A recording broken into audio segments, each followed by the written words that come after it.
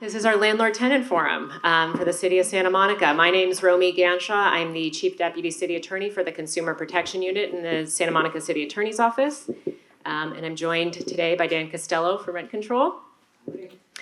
And my colleagues in the City Attorney's Office, Jonathan Irwin-Frank, Andrew Braver, Denise McGranahan, who's on her way in, and we have Maurice Cochet here from the Code Enforcement Division as well. And I know people are still trickling in, but we have a very full program, so we just want to get started and just jump right in, okay? And we'd like to save questions for the end, make sure that we do have time to get through our program. So I'm going to ask people to try to hold their questions to the end.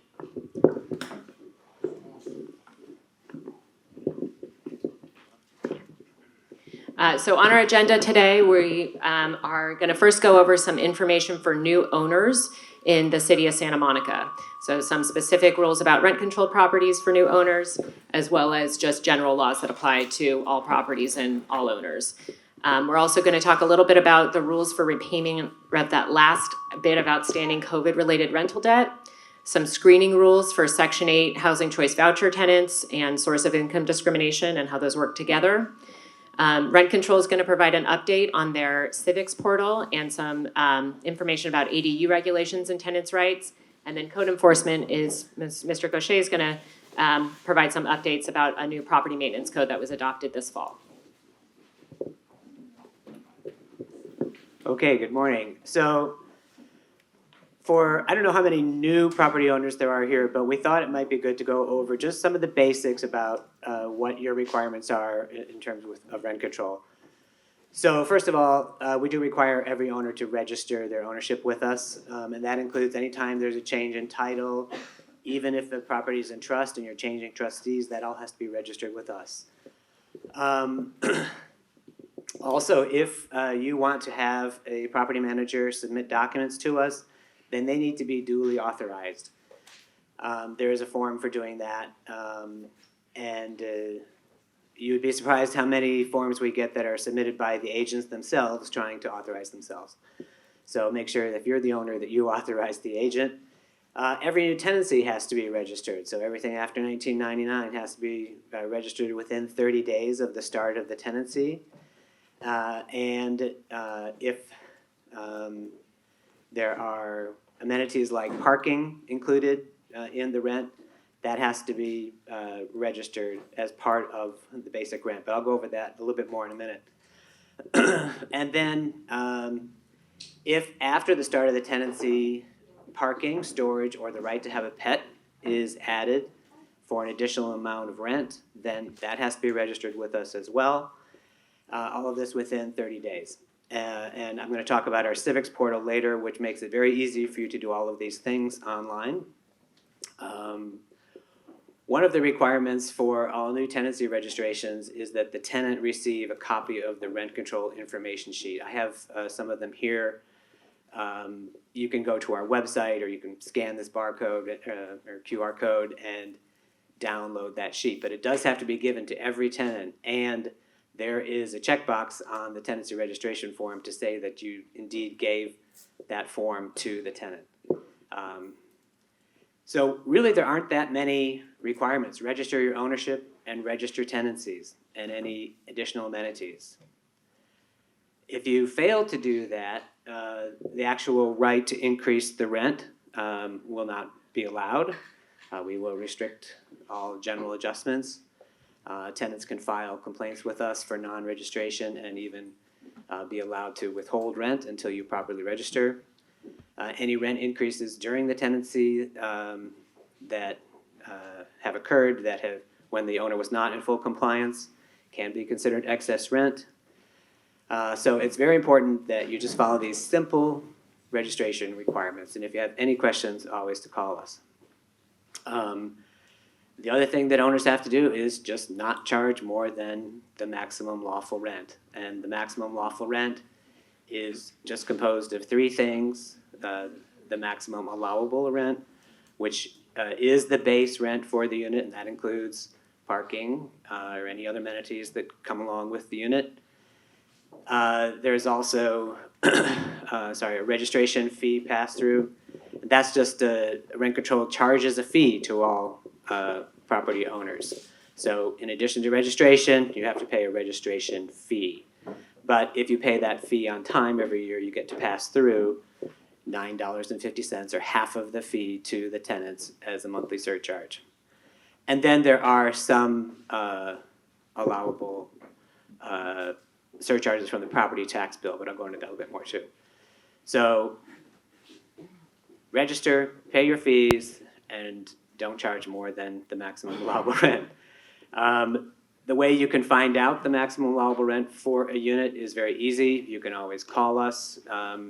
Every June, we send a maximum allowable rent report to all property owners, and it specifies what the old rent was, what the general adjustment is going to be for the year, and what the new rent will be. You can also use our website. There's a look up a rent feature. If you go to our homepage and go to more rent control information, it's very prominent there. And you just need to type in an address and it will return all of the rents for the units on that property, as well as the tenancy date. So you can confirm that the tenancy has been registered. And then we also include the bedroom size. We also have a new report that I'll tell you about later that you can run directly out of Civics if you have a Civics account, and that gives you the most up-to-date information. So I mentioned amenities that have to be registered for post-99 tenants. This is only for post-99 tenants. The things that if you agree to parking, storage, or the right to have a pet, you have to register that with us. And then that will become a base amenity to that unit. It is protected for the duration of the tenancy, and it has to be comparable to what lawful arrangements are out in the open market. So an arm's length transaction between you and the tenant for, say, $100 more to add a dog or something like that. But it's only those three things that you can charge an additional amount of rent above the maximum allowable rent or the base rent. I mentioned the registration fee. That is $228 a year. And again, you can pass through half of it as a monthly surcharge to tenants. Then there are some line items from the property tax bill that can also be added to the rent that the tenant pays. So remember, there was maximum allowable rent, there was a registration fee, and there were allowable surcharges. This is only for tenants who moved in after March 1st of 2018 and on properties that have not been sold or reassessed since then, because some of the property taxes are based on the assessed value. And when the assessed value goes up considerably, when there's a sale, that those taxes were being passed through to tenants, and it was a big hit. So the board changed the regulations a few years ago, in 2018, and said that you cannot charge them for new tenancies. You have to account for those taxes when you're setting the rent in the beginning. When you can charge those taxes for the older tenancies, it is limited to 4% of the maximum allowable rent, or $35, or whichever is less. So we provide a notice of change in terms of tenancy form every year, and there's a specific section for these surcharges, and we send information about which line item on the property tax bill can you put on which line of the notice. So just follow that very carefully, and you should be fine. Here's just an indication of something that didn't go right. So we had an initial base rent of $33.95 for a tenancy that began in August of this year. They did say that they were charging the $9.50 registration fee to the tenant in addition to that initial monthly rent. But then they added $190 in surcharges. And as I just said, for tenancies after March 1st, 2018, you cannot add surcharges. So this is a red flag for us. So just be careful. If you have any questions, always just call us. Another question that comes up a lot is whether tenants can be charged separately for utility costs. If a unit is separately metered and the tenant pays the utility company directly, then the tenant can be required to pay utility costs. But if a property is master metered and the lease requires that the tenant pay a share of the monthly utility bill, owners are required to specify that as a $1 amount at the beginning of the tenancy, and it can't change, so it can't really vary with the utility that you're trying to get the tenant to pay. So you have to consider upfront, if you have master metered water, what you want to collect from that tenant when you're setting the base rent.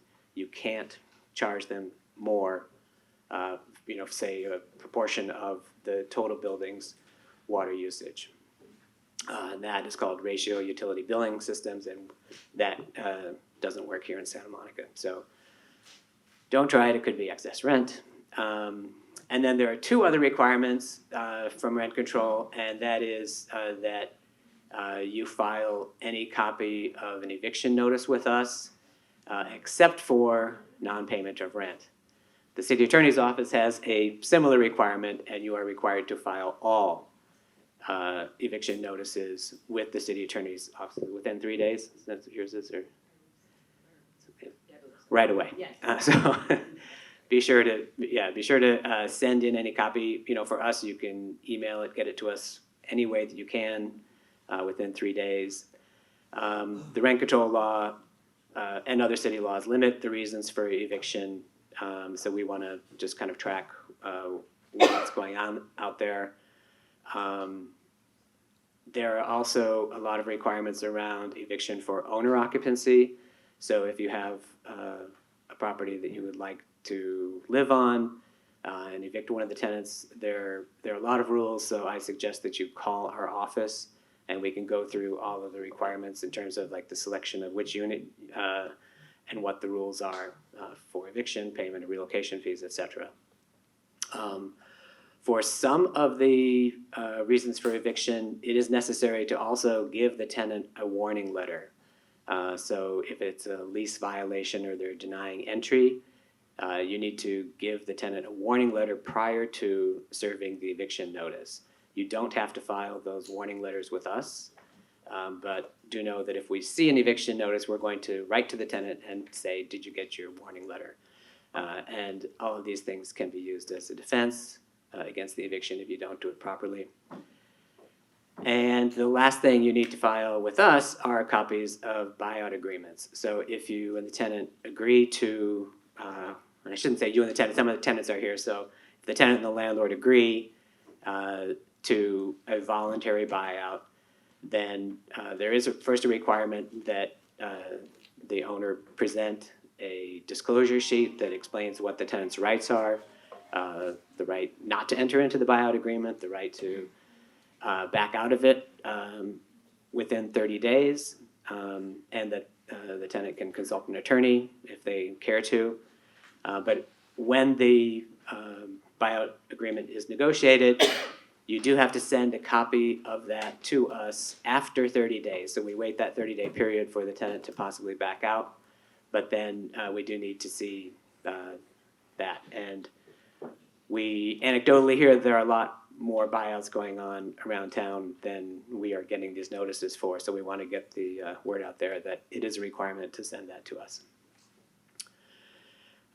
We have a pretty robust website, and we have seminars for owners and tenants on our seminars and newsletters page.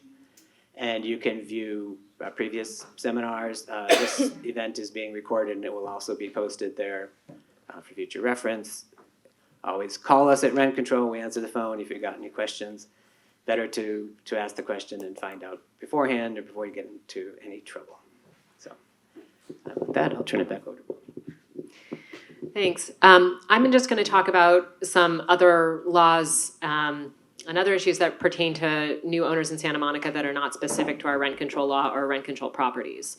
So one thing I just want to briefly do a quick overview of is just the different types of rent control and eviction control laws that exist in Santa Monica. We actually have 3 different versions of rent and eviction control working in Santa Monica at any given time. And so it's important to understand which of these laws your property or your unit. Your name again? Yes, my name is Romy Ganshaw with the City Attorney's Office. So first we have rent control, which Dan works for the rent control agency, and he just gave an overview of a lot of the requirements of Santa Monica's rent control law. That's in the city charter, Article 18. So local rent control generally, for the most part, applies to multifamily housing that was built before April of 1979. But there are some exceptions. And the local rent control law limits the amount that a landlord can raise the rent, and it also requires that the landlord have just cause to evict a tenant from a rent-controlled unit. And the rent control law lists 10 reasons why a landlord might have just cause to evict a tenant. So in addition to our local rent control law, in 2010, voters passed something called Measure RR, which is a just cause law that applies that just cause eviction requirement, or one very similar to it, to most other multifamily rental properties in Santa Monica. So if you live in a building, or if you own a building that was built after the rent control law was passed, your building still might be subject to Santa Monica's just cause law, which again requires that a landlord have just cause to evict a tenant.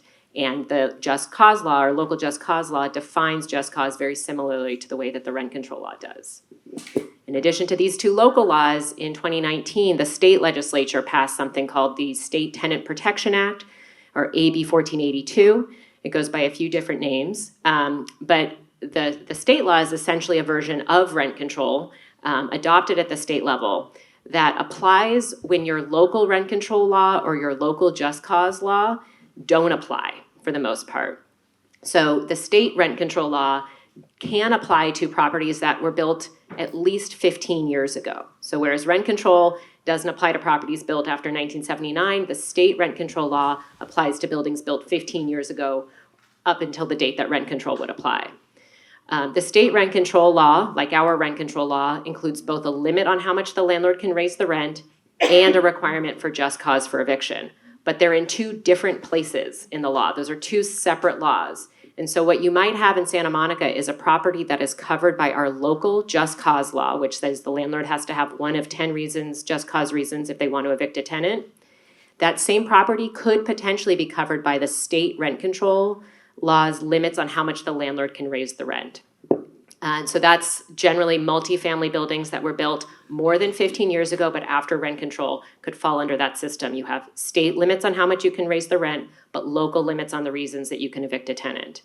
The state rent control law also does apply in some cases to certain single-family homes, which are exempt from both of our local rent control law and our local just cause law. So if you have a single-family home that's owned by a corporation or similar entities, you could be covered fully by the state rent control law.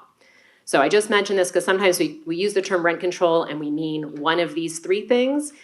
Typically when we say rent control, we're referring to our local rent control that our rent control agency administers, but we want to be specific about what exactly we're referring to. I also want to just quickly address Civil Code 1962. This is a state law. Again, this applies to all properties, not just in Santa Monica, not just rent control properties, but all properties that throughout the state, and it basically is a requirement for landlords and owners to disclose certain information to their tenant and keep certain information current. So that's information about who owns the property, who manages the property, how the tenant can pay the rent, when and where the tenant can pay the rent, and if there's a written rental agreement, there's an obligation to provide a copy of that rental agreement upon request from the tenant at least once a year. The important piece of this, and why we're including it here, is that if there's ever a change in ownership, a new owner must keep this information current and provide this information to a tenant, to any tenants in their building, within 15 days of the change of ownership. And if an owner fails to provide this information promptly, then the owner can't later try to evict the tenant because they failed to pay rent during this period of time when the tenant didn't know who they were supposed to be paying the rent to or might have paid it to the prior owner. Also, another state law, Civil Code Section 1954, again, applies broadly. And this doesn't just pertain to new owners. This is a general rule to know for all owners. But this comes up a lot of times after a new owner has taken over. So Civil Code Section 1954 governs the reasons why a landlord may enter a dwelling unit, that otherwise the tenant is the person who has possession of the unit. Civil Code 1954 says the landlord can enter the dwelling unit in the case of an emergency, to make necessary or agreed repairs or things like that, pursuant to a court order, or for certain specified reasons related to metering and structural inspections.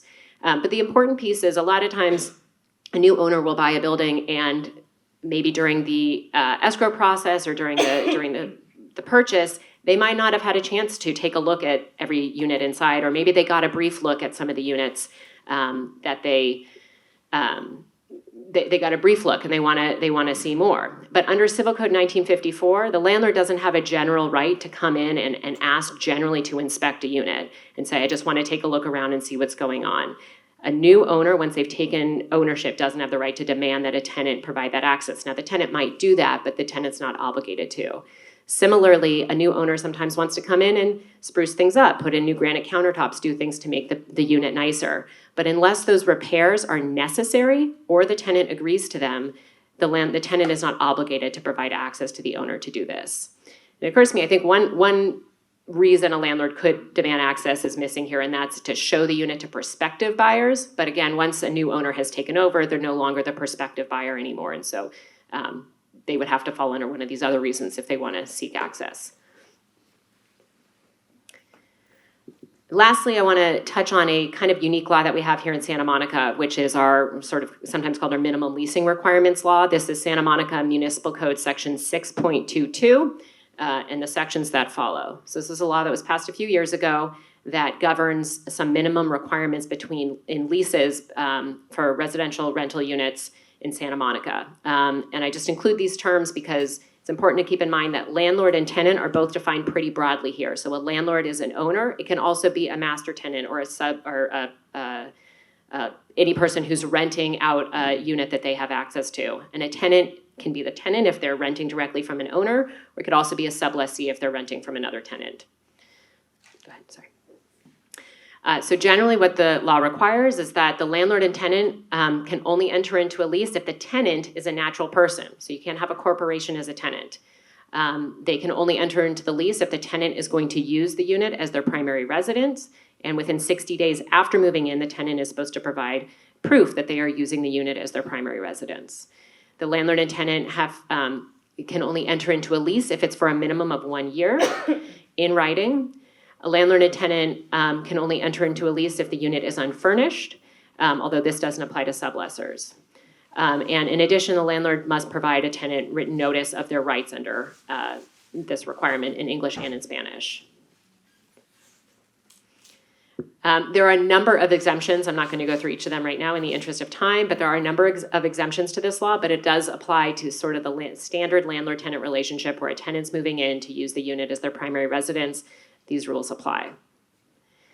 And there are a number of remedies available if the landlord or if this isn't complied with. So if the landlord didn't provide a tenant a written lease for a minimum of 1 year, the tenant may have a defense to an eviction that is brought within that 1 year, or any action to collect rent within the 1 year if they didn't get a minimum 1 year lease.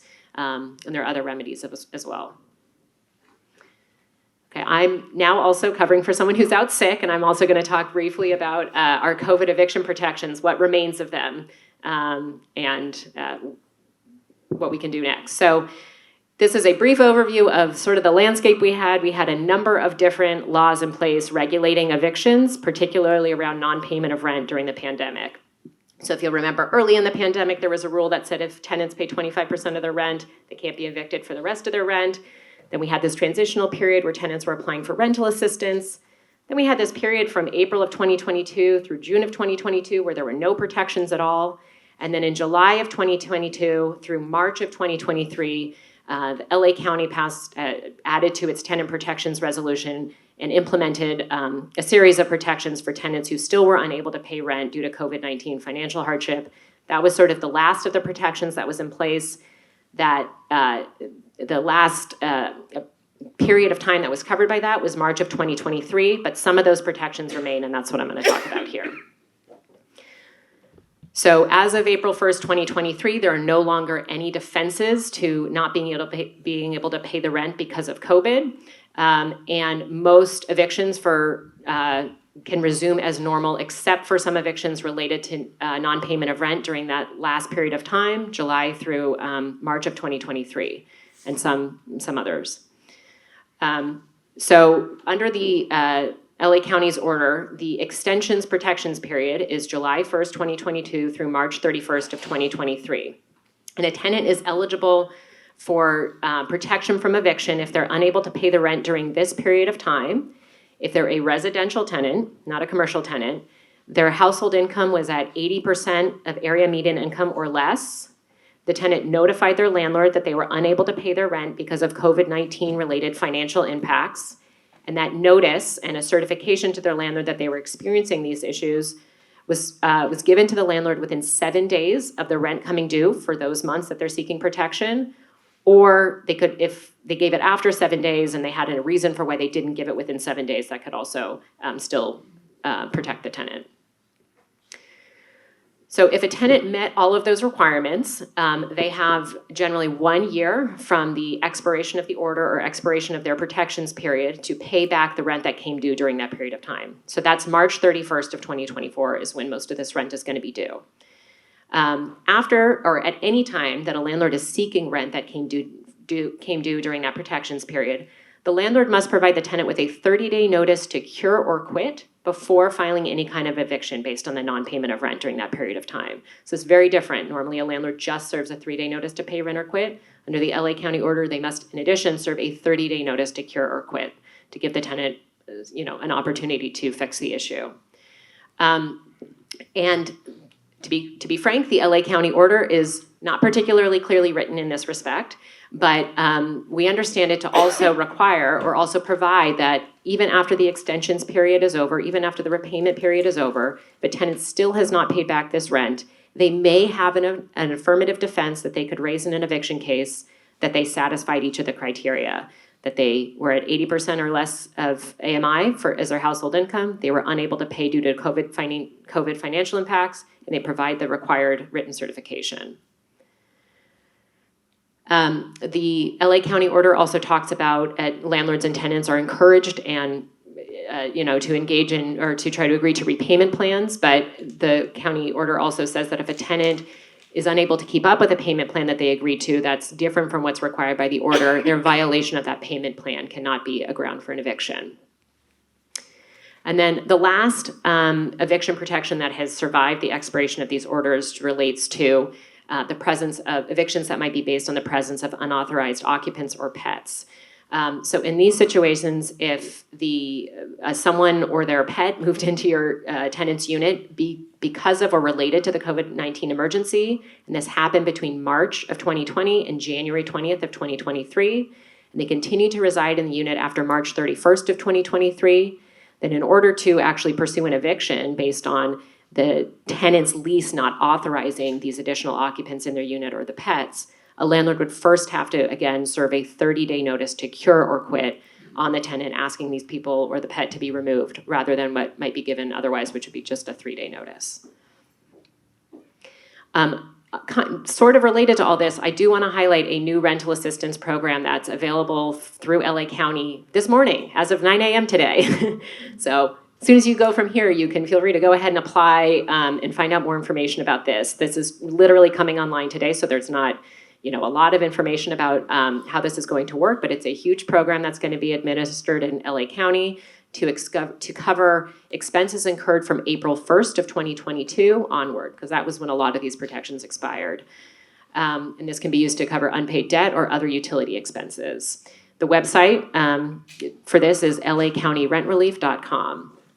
Some basic requirements for this program are that the unit has to be occupied by the tenant who defaulted in the payment of rent or utilities or whatever expenses still incurred. So the idea is to try to help keep people housed and help get landlords made whole, but also help tenants sustain their housing.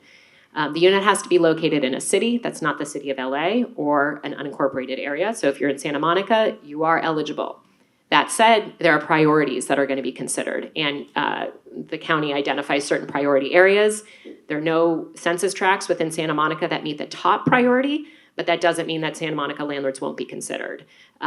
These other criteria where the landlord or tenant are low income, the grant that the landlord's requesting would satisfy all the debt that's due, and the landlord is a smaller landlord will also be given priority. If you get an unlawful detainer, or if you're a tenant, you get an unlawful detainer or some other notice about terminating a tenancy, do not ignore that. These eviction protections, like I said, are a little bit hard to understand, and they are expiring soon. So please take that seriously and contact a legal service provider for help.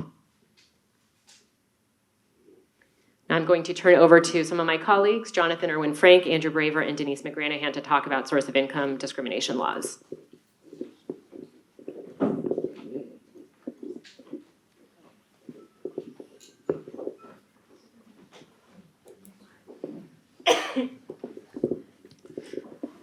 Hello, everybody. My name is Andrew, and along with Jonathan and Denise, we'll be talking about source of income discrimination laws, focusing on Section 8 discrimination. I'm going to start just with an overview of how Section 8 works, and then I'll hand it off to my colleagues. So the Section 8 program has a little triangle here that we like to use to try to help conceptualize it. The way it works is HUD, which is a federal agency for housing and urban development, pays rental subsidies to the Santa Monica Housing Authority, or SMHA for short. The Housing Authority then grants a voucher to a qualifying family who selects an apartment in the private marketplace, and the Housing Authority then inspects the apartment, confirms that the rent to the landlord is reasonable, and the total rent payment is then subject to all rent control laws. The Public Housing Authority will approve the tenancy and then contract with the owner to make rent subsidy payments. And so in that little triangle there, you can see this relationship visualized where the Santa Monica Housing Authority has a contract called the Contract Housing Assistance Payment Contract with the owner. The owner has a lease with the family, and then the family receives that voucher from the Santa Monica Housing Authority. Source of income discrimination laws apply to voucher programs, including not just Section 8, but other voucher programs. And the idea here is that these laws really are to protect tenants regardless of where their source of income comes from, not just Section 8, but other subsidy or voucher programs as well. So how does Section 8 actually work in practice? Tenants contribute 30 to 40% of income to the total rent in the first year. And then the Santa Monica Housing Authority pays the remainder of the rent up to the payment standard. And the payment standard is based on the fair market rent in that area. Typically, the property owner will receive the majority of rent from the Housing Authority on time every month via electronic deposit. And the housing selected must meet housing quality standards. The Housing Authority then conducts an initial inspection and inspections every 24 months. And then after that first year, the tenant share of rent can go above 40%.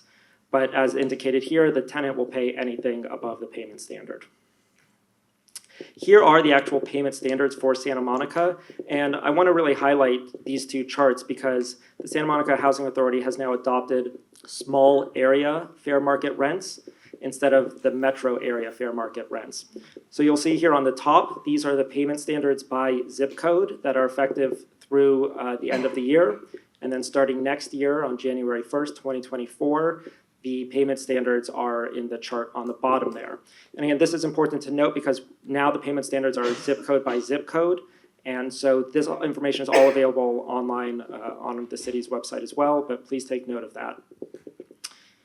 It's also important to note that there's a maximum initial rent burden that cannot exceed 40% of the tenant's income.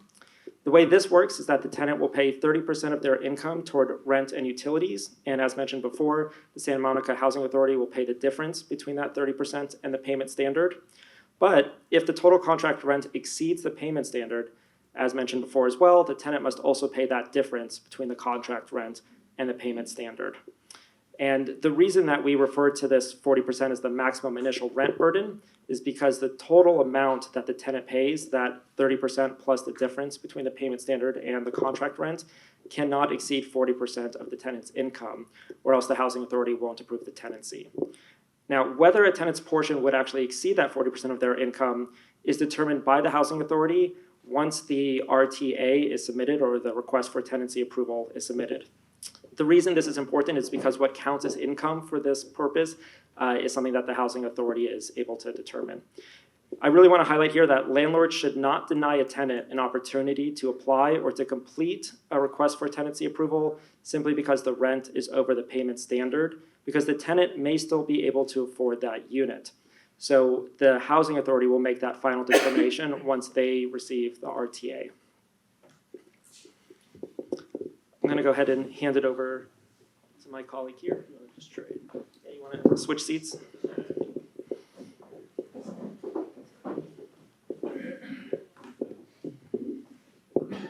Good morning, everybody. I'm Denise McGranahan. I recently came to the city attorney's office, and I was at the Legal Aid Foundation of Los Angeles for 27 years. So I've been here before, but now I'm here in a different capacity. So I want to talk a little bit about the Section 8 program and why Section 8 discrimination is such a problem. It's the main source of affordable housing in this country. And many people who are in this program are in protected classes, like disabled, elderly, minorities, families with children. It is often the only housing available to them. And it is a program that both prevents and remedies homelessness, which is really something that is important to everybody in this city, as we know. Voucher holders, in theory, can move anywhere in the country to higher opportunity neighborhoods, but discrimination is a problem because it limits housing choice, and it's a pretext for other types of discrimination, and based on unfounded stereotypes, misconceptions, and ideology regarding the poor. And that's been documented by many studies. So people should understand that just the idea of having a Section 8 tenant in your building doesn't mean that your building is going to go down in value, or that it's going to get ruined, or that something's going to happen to it. These are misconceptions. Wait lists are long, and people will lose their vouchers if they don't use them. So it's really important for them to be able to find housing. If we want to prevent homelessness and keep people off the streets, this is a way to do it. Once you get the voucher, you need to be able to use it, and landlords have a part in this. So source of income discrimination laws have been shown to increase voucher utilization and success rates, decrease homelessness, as I just said, and affirmatively further fair housing, which is assisting voucher holders, low-income people, to move to higher opportunity neighborhoods and to escape poverty. There are state and local laws that prohibit Section 8 discrimination at this point in time that everyone needs to know about. And we're telling everybody this because a lot of people say they don't know. And once you know, you're obligated to follow the law. You're obligated to follow the law anyway. But we want people to understand these programs and how they work and why discrimination is a problem and all of that. So Santa Monica was one of the first jurisdictions in the state to pass a local law that covers Section 8 discrimination specifically.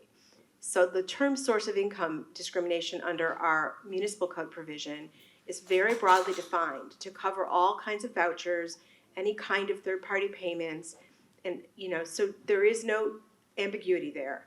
If someone has a Section 8 voucher, you can't just say no because I don't take that source of income.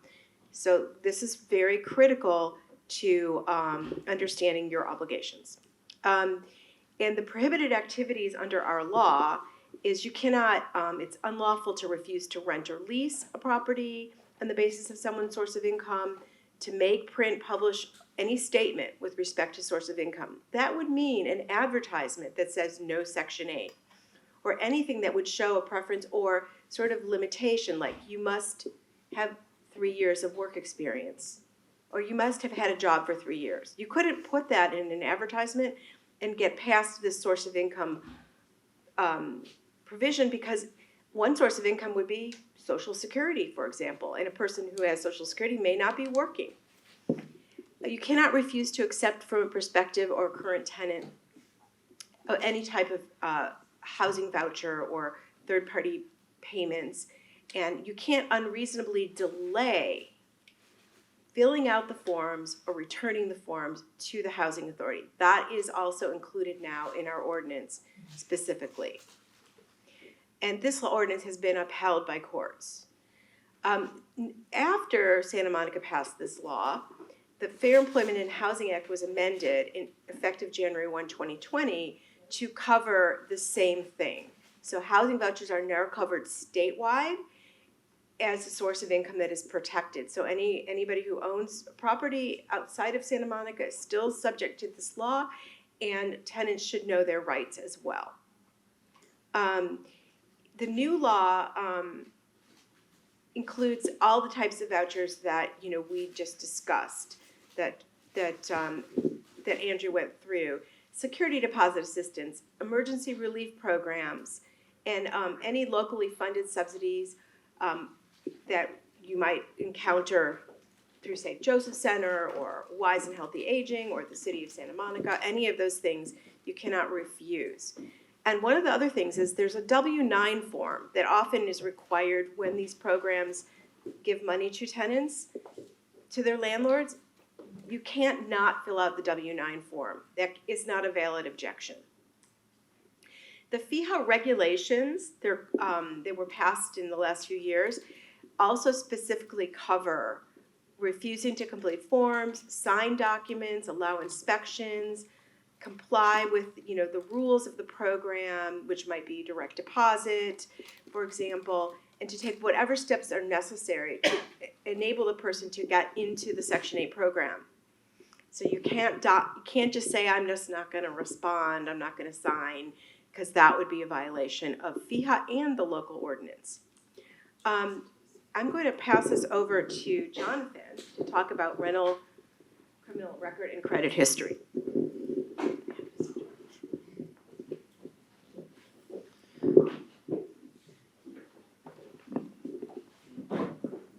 All right, good morning. So I'm Jonathan Irwin Frank, also a Deputy City Attorney in the Consumer Division. I've done several of these virtually, but this is the first one in person. So as Denise mentioned, I'm going to be talking about these other criteria, but specifically focusing in on credit. And so that statute that is listed up there is, again, that's part of this state anti-discrimination law. And what it does is it says that a housing provider is required to use a financial or income standard that is only based on the Section 8 applicant's portion of the rent, not the whole rent. And as Andrew made clear when he was describing the way that the program works, typically the Section 8 tenant is only going to pay 30% of their income. Again, that's not 30% of the total contract rent, that's 30% of their income. And that amount is going to vary, and really the only way to know that amount is going to be to submit the RTA application. There's also a new law, that's Senate Bill 267, that's going to go into effect with the new year. And that very explicitly prohibits the use of a Section 8 applicant's credit history as part of the application process without offering that applicant the option of providing, and I believe this is the exact language in the statute, a lawful, verifiable alternative evidence of the applicant's reasonable ability to pay. And so we'll get into that a little bit more, but that could include even the ratio of the tenant's portion to the tenant's income, and the housing assistance payment that's going to be covered by the housing authority, bank records, record of past payment of rent, or other alternative evidence. There are also limitations on the use of criminal history to deny housing. For example, use of unreasonable look-back periods, arrest alone where there wasn't actually a conviction, or use of overbroad categories. And then with respect to rental history, there could be also an anti-discrimination violation for sort of arbitrary refusal to rent to someone simply because they don't have a rental history. I think the kind of broader point here is that property owners need to be very careful about all kinds of criteria. So it definitely can't just be anything that is the preference of the owner. All kinds of criteria may be affected by applicable law. I want to touch briefly on California Civil Code 1947.3, which requires landlords to accept rent payments or rental assistance from a third party. But the landlord can request acknowledgement confirming that the acceptance of rent does not create a tenancy with the third party. Okay, so are landlords required to accept Section 8 tenants? Generally, a landlord cannot refuse to accept a Section 8 tenant if the reason is that they're on the Section 8 program. And as we discussed, this applies not just to Section 8, but all those different kinds of vouchers and sources of income. However, landlords are not required to lower the rent to make a tenant eligible who would not otherwise be eligible.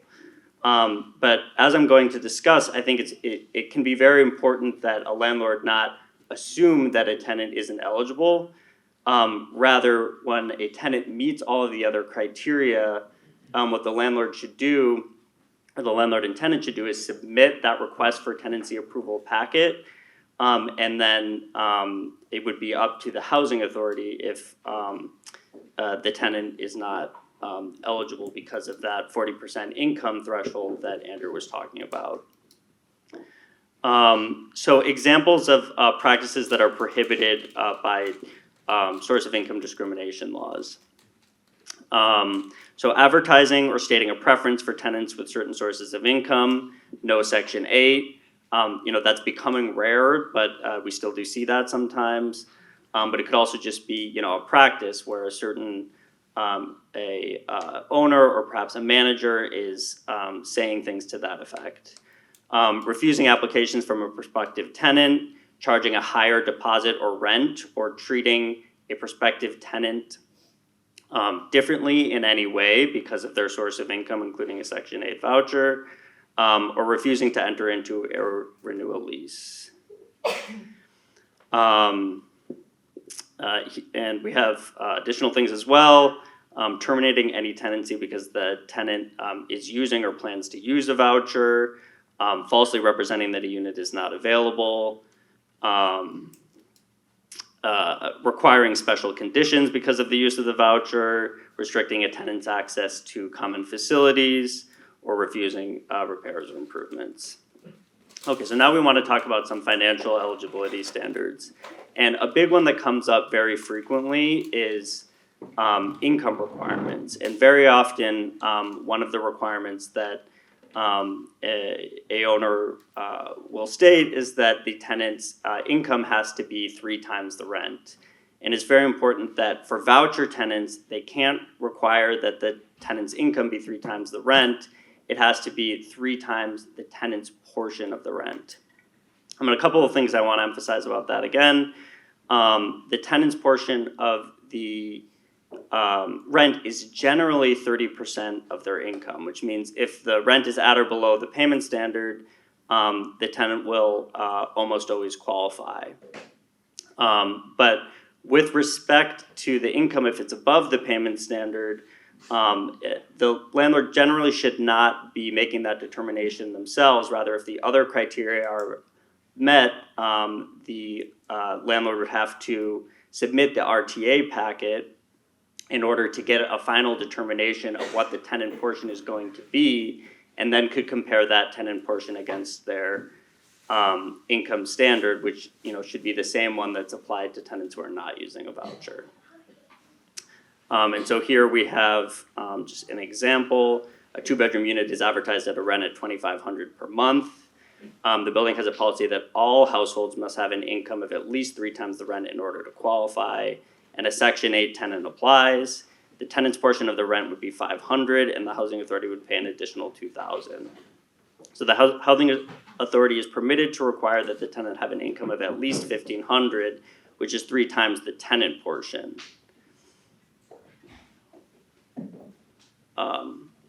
Okay, so credit. This is something that's come up more and more frequently. So a housing provider considering credit should carry out a holistic evaluation. Now, the purpose of credit with respect to a rental application is to determine basically the financial risk or the risk of non-payment. And so taking that into account, when considering credit as a possible criteria for a voucher applicant, the owner should consider all of these factors. The portion of the rent to be paid by the tenant. Again, it's 30% of the tenant's income, but it could be much less than 30% of the total contract rent. So the portion of the rent to be paid by the housing authority, which could be the vast majority of the rent, and the extremely low risk of the housing authority failing to pay. The ratio of the tenant's portion of the rent to the tenant's income, and the source amount and reliability of the tenant's income, including government benefits. So if, for example, the tenant's portion of the rent is going to be $50 a month, and they're receiving $800 a month in Social Security, that would be a very good indication of ability to pay, kind of regardless of what kind of a credit score they may have. And then again, any other evidence of ability to pay, bank records, past records of rent payment, whatever that might be. And lastly, the housing provider should fairly compare total financial risk, taking into account the housing authority's portion of the rent. Considering that credit is really only relevant to the tenant's likelihood of payment, not to the housing authority's likelihood of payment. So if you have, a tenant with a lower credit score who's only responsible for example, $50 a month out of a total rent of $15,000, obviously I'm making these numbers up, but as compared to another applicant who may have a much better credit score, but that would affect the risk of the payment of the entirety of the rent because they're not using a voucher, that needs to be taken into account. And so some examples of prohibited policies with regard to credit. The application of a blanket inflexible requirement or cutoff based on a credit score or other metrics shown in a credit report.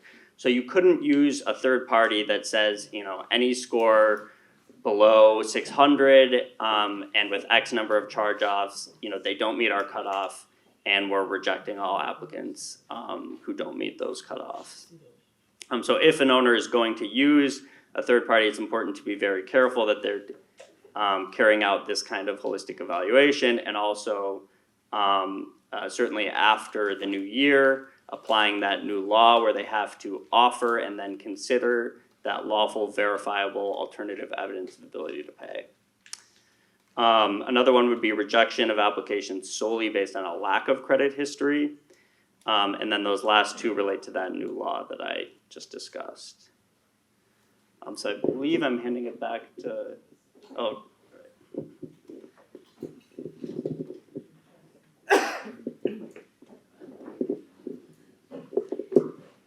So I want to just emphasize what this process is so that landlords who aren't really familiar with the Section 8 program know what they need to do when they're presented with a Section 8 applicant. Because it's not just, yes, I'll take your voucher. There's a process you have to go through. And you should always consider contacting the housing authority if you have any questions about how the process works. We also answer questions at the city attorney's office about the process. It's important to understand it. There are more requirements in this program. And there's no doubt that people have to go through this process, and it's not as simple as just taking someone without a voucher, but yet that's what the law requires. So the tenant will have an RTA packet, and that RTA packet has information that the landlord will need to fill out. The tenant will have to sign the RTA packet.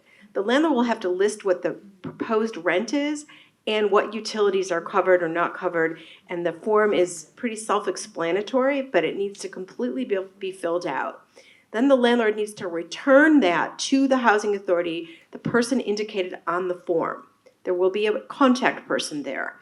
And it's best to try to email it to that person if you can, or to figure out how to get it there as quickly as possible. Because as soon as you get it there, you're more likely to get a response about whether the housing authority is going to say that person is going to qualify. So the longer it takes you to get it there, the longer it's going to be to find out if that person will meet the requirements in terms of the rent and their income. The next thing is there will be an inspection, a housing quality inspection that's not very onerous, but it's basically minimal criteria for habitability. And that will happen pretty quickly. It varies, but if there are repairs that are required, then the housing authority will let you know as a landlord. You have to sign a 1-year lease or a lease addendum with the tenant. If the tenant is an existing rent-controlled tenant, that person does not have to sign a new lease, but they have to sign something that makes it current, that adopts the terms of that rental agreement. So we have sample forms, I know Legal Aid does and the Housing Authority does, what that lease addendum would be. You don't get to change the terms of the tenancy just because an existing tenant is going to be on the Section 8 program. And the rent that the rent control tenant is paying becomes the rent under the Section 8 program for existing tenants. But now we have these high payment standards for tenants who are not existing, and they are pretty competitive. So that is something to consider. After the, you have the lease and you have the lease addendum, and then you have the tenant, you have the landlord signing a housing assistance payments contract with the housing authority. There also will be a form to have direct deposit and a W-9. So, and I'm not going to go through the difference, but basically there's a slightly different procedure for existing tenants than new applicants, but you still have, return the RTA, allow the inspection, make the repairs, sign either a lease or lease addendum and a HAP contract with the housing authority. And then the payments will come every month. On the first of the month, that's a major portion of the rent, which is a reliable source of income. I should also mention that there are criminal background checks that are done by the housing authority, so that actually makes that a perk of the program for landlords, is they can rely on the housing authority's fingerprinting and criminal background check. And if there are issues that you have with the tenant, you can always communicate those issues with the housing authority, and they can help resolve those. So let me go to the next slide. I think I pretty much covered this. So here is the Santa Monica Housing Office's website, email information, phone, mailing address. It's easy to find on the city's website if you have questions about the program. Thank you. So, are we gonna do questions and stuff? We're not finished, Joe.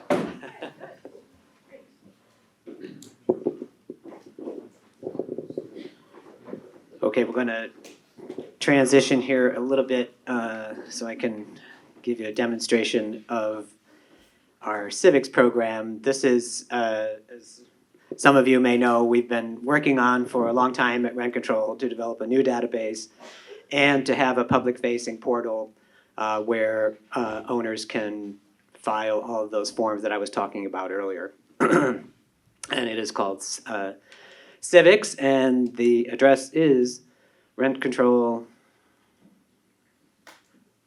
at Santa Monica. Oh, it's not sharing. Okay,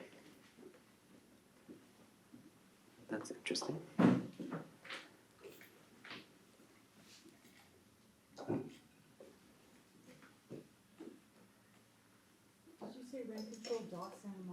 It's rentcontrol.santamonica.gov.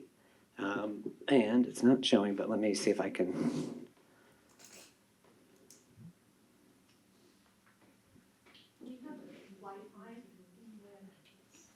Yes.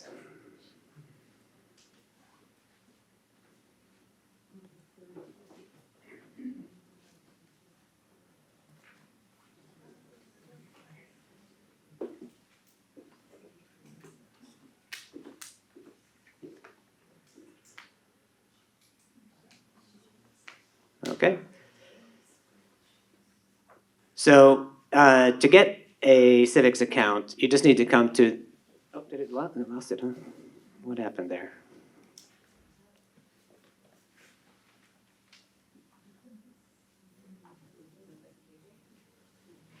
I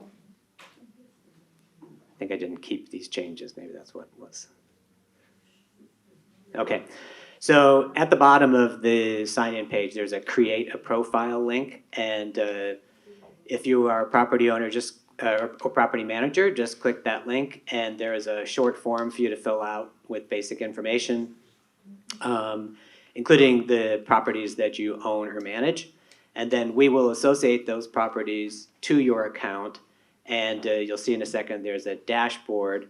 And you'll be able to find all of the information for your properties all in one place. So I'm logging into mine. And here's my dashboard. And I just want to point out a couple of new things that we've been working on, because initially, there was some complaints that it was not as user-friendly as it could be, and we admit that. So we're trying to make continuous improvements to the system. One of the first improvements is, if you used the system before, when you would submit a tenancy registration form, for example, it would just give you a number, and it wouldn't give you which address that was associated with. And it made it difficult to find on a dashboard, the specific registration form that you filed. So just using an example here.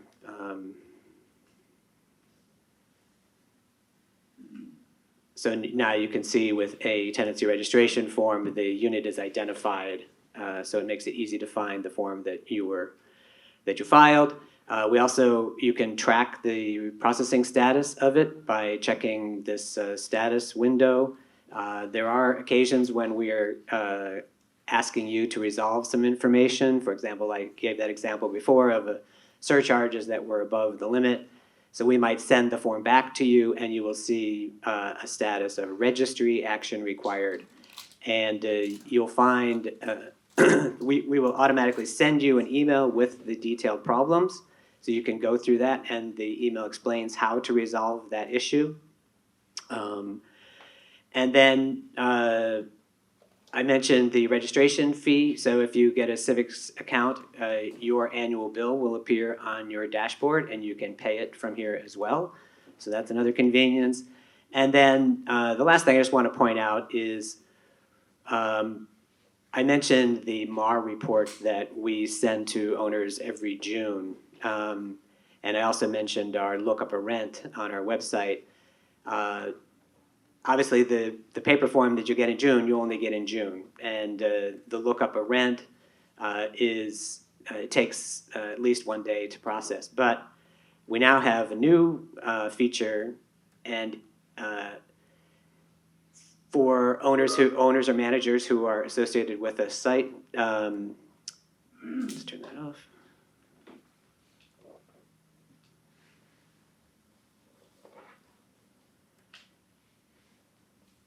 I don't know how good the Wi-Fi is in here, but we will associate all the properties that you own and put them on your dashboard, and you will have something called a site master.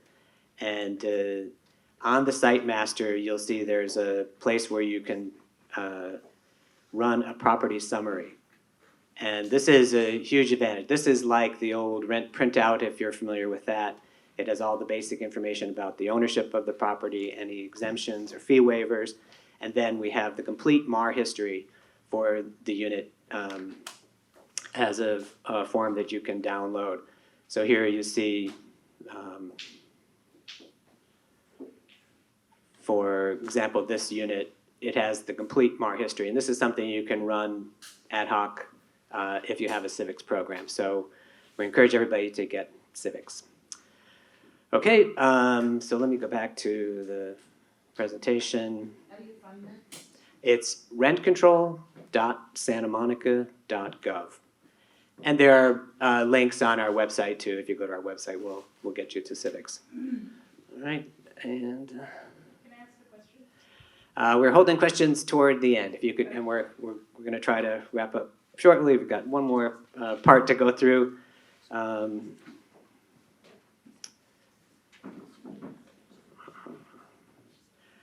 Sorry, I actually have one more section to do here. I just want to talk a little bit about ADUs and rent control, because a lot of accessory dwelling units are now being built in the city. And I'd like to clarify that although the rent control law generally exempts new construction built after April 10th of 1979, there is an exception for accessory dwelling units that are made out of conversion of controlled space. So this relates to the definition of what a rent-controlled unit is in the city charter, and that is any building, structure, or part thereof, or land appurtenance thereto, blah, blah, blah. But this means that even a garage would be considered rent-controlled space, and if you were to create an ADU out of a garage, then that unit would be subject to rent control. We want to make it clear that if you are taking away amenities from tenants, like a garage or storage or laundry room, in order to build the ADU, then the tenant has the right to file a petition with us to have the rent adjusted for the removal of that amenity. There's also a construction-related decrease petition that tenants can file, and that is when construction substantially reduces a housing service or when construction interferes with the tenant's ability to occupy the unit as a residence. We don't grant decreases for unavoidable construction impacts caused by necessary repair or maintenance unless the construction is carried out in an unreasonable manner or an unreasonable time frame. Again, as Romy said, state law limits the reasons for entry. So even though the city's planning department may issue a permit for an ADU, that doesn't mean that the owner can go into a tenant's unit to maybe make modifications to enable the building of that ADU. So keep that in mind. Tenants don't necessarily have to allow entry. There is a requirement, though, with all new ADUs that you file a petition to register the unit. There is a regulation that says for any residential unit that was not registered by April 22nd, 2003, you have to file a petition to have that registered with us. We are in contact with owners who have filed or who have built ADUs because we sign off on those permits. And we are now following up with everybody, and we're going to require you to register those units and pay that registration fee. If you think that the unit would not be subject to the rent control law, you can file a new construction exemption, and there would be a determination as to whether or not you have to register that unit or if it's exempt from rent control. Okay, and now I'll turn it over to Maurice.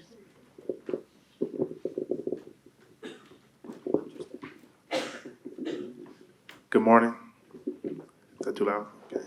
My name is Maurice Cochet. I'm with Code Enforcement. I'm one of two Code Enforcement supervisors, and I'm here just to give a quick overview of Code Enforcement and our new property maintenance ordinance. Okay. So just real quick, property owners are they must maintain housing according to minimum standards set by California building codes, California health and safety codes, and the Santa Monica Municipal Code. With Code Enforcement, our process is once we get a complaint, we will go out and we will conduct an inspection just to make sure that a violation has occurred. If a violation has occurred, then a notice of violation will be issued out to the owner of the property, and we will give a reasonable amount of time just for them to comply. If there's no compliance, an administrative citation is issued, and we will usually issue out about 2 or 3 administrative citations, and then if the condition still hasn't been remedied or abated, then we will refer it over to the city attorney's office for further prosecution. One thing that I do want to touch upon is habitability determinations, because we do that, and they are the code 4.36, which talks about relocation and habitability determinations. This is a building and safety code. So then we are given the authority to issue out certain habitable and uninhabitable determinations by the building official. And depending on the issue, the building official or code enforcement staff determines habitability. When a tenant occupied unit is rendered uninhabitable by the city, the landlord is required to provide temporary relocation benefits to all affected tenants. And that could include a number of things: inadequate sanitation, substandard, dangerous wiring, plumbing, or mechanical fixtures or structural hazards, lack of proper egress from a unit or property, and then lack of or improper toilets, sinks, bathtubs, showers, no hot or cold running water, just to name a few. And the relocation process is pretty much straightforward. Once we receive a complaint, we would habitability inspection will be conducted by either code enforcement or building and safety. If the unit is determined to be uninhabitable, then what we would do is we will fill out a habitability determination form saying that it's uninhabitable, and then the landlord would have to either relocate the tenant or try to fix the issue the same day. So if the unit is determined uninhabitable, relocation order is issued, temporary relocation benefits must be provided to the affected tenants. And the tenant can choose to stay in the unit. But if they choose not to stay in the unit, the landlord has to provide the relocation benefit, which would either be a hotel, motel stay, or pay the actual per diem payments. And the daily per diem rates is on the city's website, but the current rates, I believe, is $354 for a hotel, motel stay per day, $38 for meals per person, $1 for laundry, and then there's also a pet per diem, which is which it depends on if the pet is boarded or not. So next you will see situations where temporary relocation benefits must be provided to tenants. Mold, which is a big issue right now. Termite fumigation, tinting. So if they tint the whole, like the whole property or like the whole building, they have to provide relocation, temporary relocation. Construction work that requires tenants to temporarily vacate. Building code violations where the city orders tenants to vacate. And the unit is declared uninhabitable due to a fire, which we get that sometimes. And then benefits are not required if the condition is caused by the tenant or a tenant's guest. So that's very important. So here's how the breakdown is. So temporary relocation, if it's less than 5 days, it's either a hotel, motel, or pay the per diem, and it's the owner's choice. So they can choose to put the tenant up into a hotel or a motel within Santa Monica or like an adjacent area, or pay the actual per diem rate. If it's more than 5 days but less than 30 days, the daily per diem rates would apply, or comparable housing. So if there's another unit that the tenant has on their property that's furnished, they can put them up in another unit. But this is the owner's choice.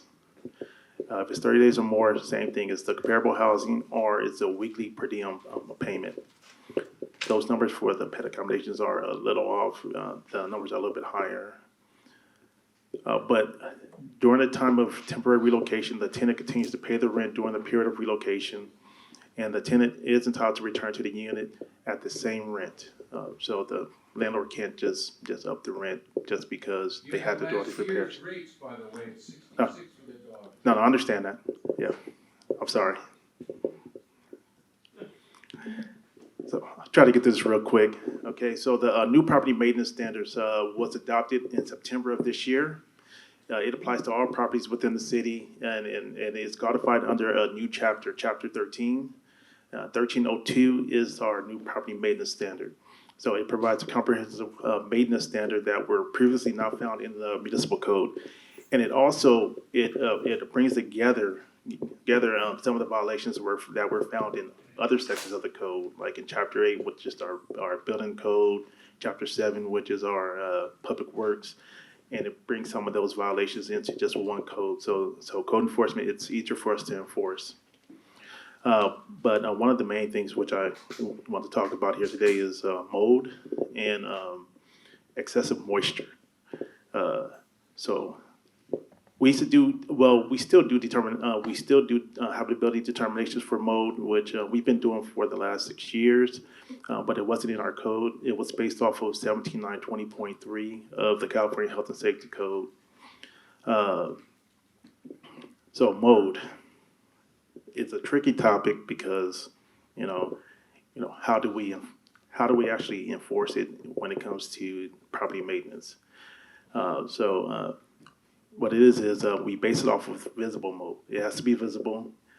So the way our code reads is that the presence of any visible mold or mold-like substance or non-minor mold in any non-habitable room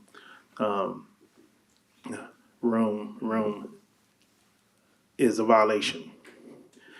And we can use odor as an indicator of the presence of mold, but it's not a diagnosis. So if we smell like a musty odor, we can say, yeah, there may be mold here, but we still have to see the mold or the mold-like substance.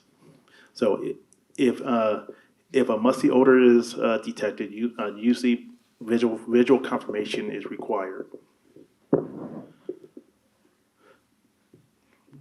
But also, you have minor mold. So this actual section does not apply to conditions that are caused or it doesn't apply to conditions that are caused by the tenant. So if the tenant causes the mold or because of like they broke a pipe or something like that, and it's been running, and then mold starts to form it. This section, we can't hold the owner responsible. Minor mold is also another thing. Minor mold that is found on surfaces that accumulate moisture as a part of their normal functioning, like the way that it normally functions, like under a sink or near a sink where like you're gonna always have moisture. In the shower, that's considered minor mold that can be remedied by the tenant. All they gotta do is clean it up. If it continues, there must be some other underlying conditions. And how we try to determine that is because normally, and this goes into excessive moisture. When we get a call for excessive moisture, normally there's mold that's there. Usually it's on the walls or it's on the ceiling, and we usually try to tell the tenant. We'll usually come out with a moisture meter. We'll see if the ceiling or the wall is full of moisture or like it's wet or if it's a high amount of moisture. And if it is, then we would give notice to the owner, tell the owner that they need to find the source of the moisture, and then repair it. And then normally there's mold behind the walls, which sometimes we can't deal with, but we can only have the owner deal with the actual moisture itself and try to find exactly what's causing this high moisture. And usually remediation will happen. But it also, this does not apply to a mold that's found on household items, clothes, furniture, food. So this is kind of tricky, but it's something that we're working on, and we are developing some standards just so that we can address this more effectively. And that's it. Any questions? We're gonna open up the questions for the entire topic, and we've got a few minutes. We'd like to keep questions as much as possible on the topics that we've discussed today. General questions that might be helpful for multiple people here. We're just gonna help facilitate. We can't share the mic broadly, so we're gonna ask you to keep your question kind of short so we can repeat it for the purpose for the microphone. This is being recorded on City TV. Yeah. Go ahead. So code enforcement, so when you come out and you're doing the code enforcement, are you working closely with building and safety on permits? Because it seems to me that there's a jam up between the two. So if you're coming out and doing code enforcement and there's a problem, are you working with a direct line to building and safety so that the permits and all that, we're not waiting? Because that's not been my experience, it's been horrific. Well, we do work with building and safety, and we do know that there's an issue as far as the issuance of permits and how long it takes for them to issue out the permit. So normally, if it's a habitability issue or if it's a hazardous issue and a permit is required, we do talk to building and safety. We see if they can try to push the permit through faster, but we do try to work with them just so that they can do that. That's not happening. Who do we discuss it with? Who do we go in over your head to make sure that those two departments are working together, since that's not really happening and you're aware of the situation? If there's an issue with the permit, then you can talk to the building official. No, I'm talking about between building official and code compliance. You come out, you issue something, and then I'm waiting 6 weeks for building and safety to come out. That's unacceptable, especially if you've got somebody living in an apartment. So if you can't coordinate it, as you said that you're aware that there's a problem with the permits, who do we go to over your head to coordinate those two problems? You can talk to the building official, or you can talk to our code enforcement manager. His name is Dan Mick. Neither one has been helpful, thank you. Hi, I met Dan Mill. I have his first email on November 15 of 2022.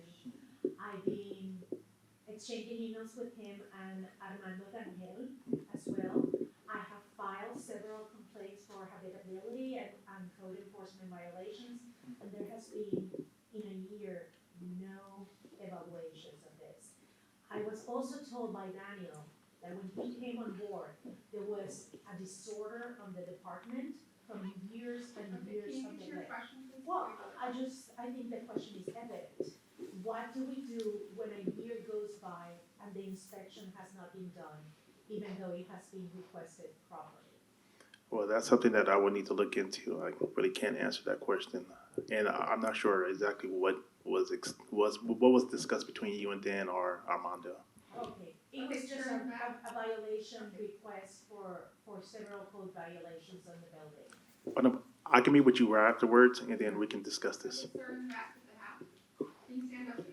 Yes, about 4.5, 5 months ago, I noticed that the tenant just in front of our apartment are smoking weeds and other stuff right in their balcony. I went downstairs and looked at the sign that it says these buildings are non-smoking property. And then I called, I went and knocked the door of the tenants, and I informed them about that they cannot smoke. And they told me that the landlord had been taking down the sign so they couldn't smoke in their apartment. I notified the landlord four times without getting any response back. And at the same time, I called the city attorney office. I called all the authorities in the city, and at the same time, they told me that call the code enforcement, which I did, and that was 4.5 months ago. And nothing has been done so far in regard to informing or asking the landlord to put up that sign again, so I could sue the tenant for them to stop smoking in their apartment. I can meet with you afterwards. I just need, I need to know more information in regards to More smoking. information? Yeah. I just gave you all the information that I had. Okay, we can address that afterwards, okay? We want to keep it to the But that's what they told me 4.5 months ago. They will address that later. Sure, and we don't want to keep all of the questions to be of general interest, not very specific to your own situation. We'd like to handle Well, it this. is a general interest because Yeah. he's talking about the health of everybody who lives there. Okay, sir. Okay. Thank you. Ma'am, There are two brief general questions. One, is a landlord or management company allowed to ask the tenant to recertify for their unit if they've already recertified with the city for their housing? do you mean for the Section 8 program? Yes.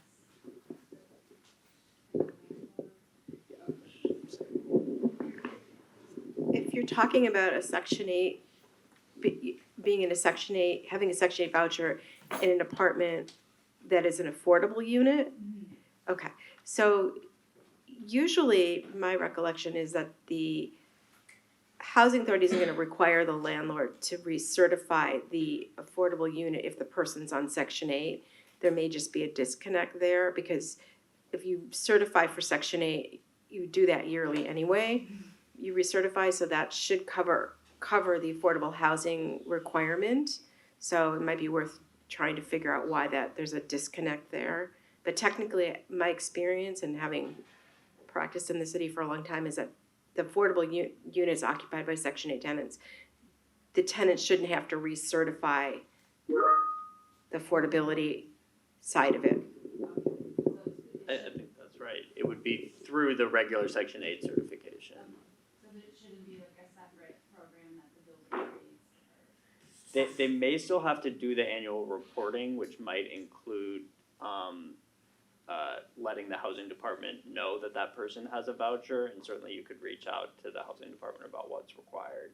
But I don't believe that you have to do like two separate certifications. Go ahead. Okay, how do you find out if there's the separate or individual or mass meters for the utilities? Is there separate or mass meter? You can check with the actual utility company. Are you talking about for gas or water? For water. For water, you can call the water resources. They should be able to tell you. Oh, okay. If it's paid to the, property? And it's very little? You should be on site. Yeah. Will there be another meeting where tenants can just discuss maintenance, especially for long-term tenants, like talking, I'm in my 21st year and I'm still fighting them on carpet? Sure. Have we talked about this before? Yeah, well, feel free to call us at Rent Control. We can help you if you're in a rent-controlled unit. We do have 2 other seminars during the year. There's a tenant seminar scheduled for the spring, and then we always do one with code enforcement in the fall. But if you don't want to wait till... yes, we did do one. Yeah, we did a maintenance one. So anyway, just call us. We can give you the procedures to deal with that situation. I just wanted to find out about the civics program. Does it have to be the owner that needs to register on that civics program? Because we tried to register the person that normally registers the people, but it wouldn't take it. Right, so when you complete that form to let us know you'd like an account, and if you are not the property manager, the property owner of record, then we will check our own records of agent authorizations to verify that you're an authorized agent. If you aren't, then we send you an email and say you need to get the property owner to authorize you. Once we get that authorization form, we will process your civics request and associate those properties to your account. And when does the civic start? Because we tried to do that online. Has it started? Yeah, we've been using it for more than a year now. So if you're having trouble, maybe call our office and we Yeah, can. they told us to handwrite it and then submit it via fax, which is like backwards. Usually we don't accept signatures by fax, so I'm not sure. You normally want to send it in with an original signature, or you can digitally sign something in accordance with California law, like DocuSign, and we will accept the form by email. No, thank you. Oh, thank you. Okay, this is just a general question, I'm not sure if you went over it before. In terms of tenants going through harassment or illegal entry to a unit, what is the, what happens to the tenant? Like if they make, hold on, what if they make that complaint? How do they get remedied if the tenant, if the landlord illegally enters the unit without the proper paperwork, or if they're harassing them? What is the remedy for the tenant?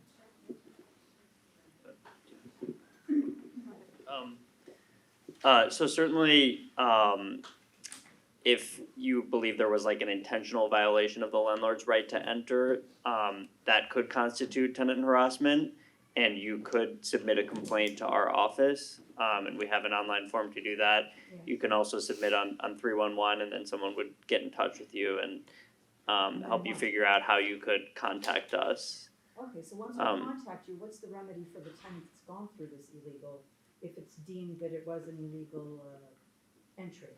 Right, well, as with any tenant harassment case, we would carry out an investigation and sort of determine what the appropriate approach is.